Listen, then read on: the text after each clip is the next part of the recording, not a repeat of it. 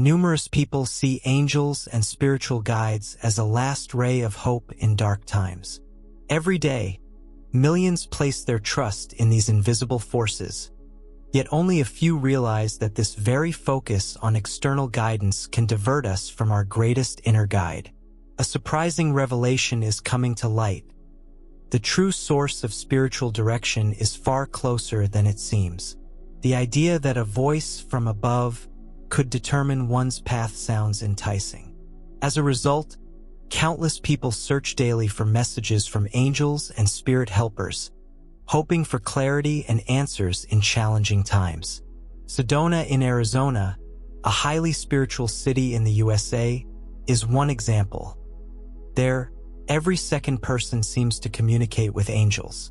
Some messages begin with "I am Ashta, commander of the galactic fleet," while others claim to come from departed souls, masters, or enlightened beings. People in places like these are deeply convinced that these are authentic transmissions from another realm. It is here that Eckhart Tolle, with his unique blend of depth and gentle humor, steps in. He says, "Just because someone has died doesn't mean they suddenly become wise." This seemingly simple statement opens the door to a deeper truth that many overlook. Imagine standing at a crossroads in front of a sign. Most people make a crucial mistake. They stand still to analyze the sign itself, its material, shape, color, or age. Yet these details are secondary, because a sign has only one task: to indicate direction. How and from what it is made matters little. What counts is that it points correctly. The same applies to spiritual messages. The central question is not who delivers them or whether it's angels or masters.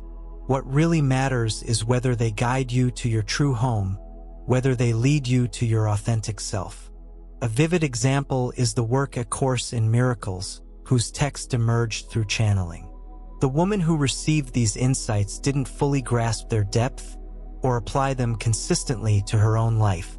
Still, this course touches millions of people because it doesn't ask you to believe everything blindly.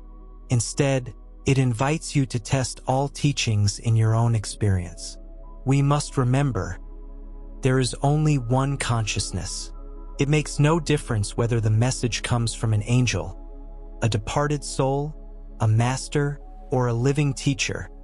If it is genuine, it always flows from the same source.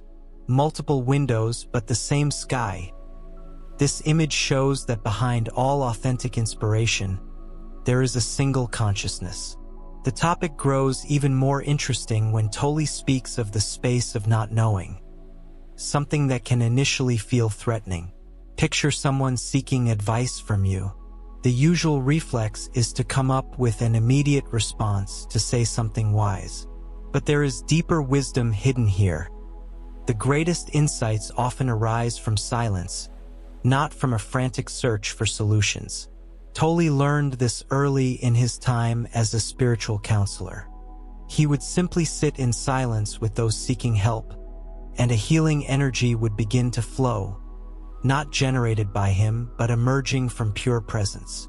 A former nun noticed this flow and called it a healer. Yet after 2 years, Tolle realized that many were only looking for superficial relief, without making real use of the deeper silence. As a result, he stopped seeing himself as a healer. This experience highlights that true healing and genuine guidance extend beyond merely external symptoms. They bring you into contact with the source of all being, and that requires being willing to step out of the picture as a person for a time. It's a paradox. Precisely when you cease trying to be someone, the space opens up for real transformation.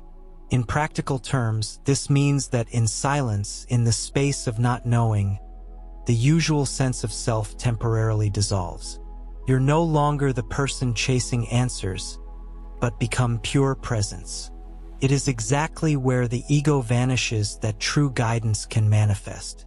Tolle himself explains it like this: when he speaks, he does not feel that some other being is speaking through him. Rather, pure consciousness is speaking and using his mind as a medium. The words arise spontaneously from silence, and that connection to the source is accessible to everyone at all times. The key lies in the space between thoughts, in that silent moment of presence when the never-ending mental chatter briefly pauses. It's a state of alert but relaxed clarity, where inner peace and heightened mindfulness converge, like a calm lake perfectly reflecting the sky. It is precisely in that silence that you not only find possible answers but, above all, rediscover yourself. You can tap into this ability in any sphere of life, whether buying a movie ticket or standing on a spiritual stage.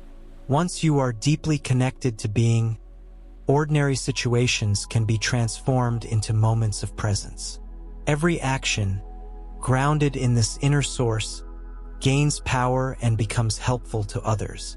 There may indeed be valuable messages from angels and spirit guides, but their most vital message is always the same. Find out who you truly are and recognize your oneness with the source of all life. Test everything in your own experience, and don't let anyone convince you that you have to look for the truth outside of yourself. As with a signpost, its purpose is fulfilled once you stop dissecting it and instead follow the path it indicates, the journey inward, into the silence of your own essence. There, in those depths, lies all the guidance you could ever need.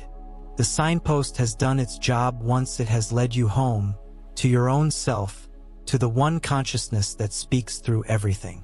Talk to you soon. Until then, stay present, stay authentic, and stay soul clear.